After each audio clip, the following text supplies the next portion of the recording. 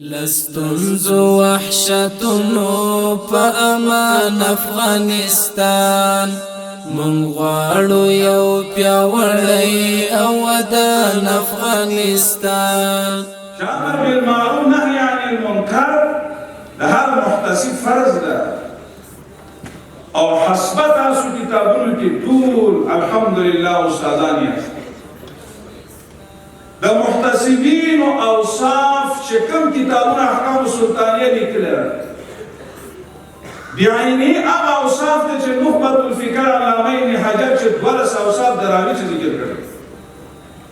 چې په دغه ډول شرایطو کې یو موجود نه وي د دغه راوي روایت قابل نه ده کوم محتسب چې هغه په درګوی مشهور وي هغه احتساب نشي کولی او بد اخلاقی مشهور وي هغه نشي کولی عالم فاضل نه وي هغه احتساب نشي کولی او صداقت معروف او مشهور وي او اخلاق حسنه نمونه وي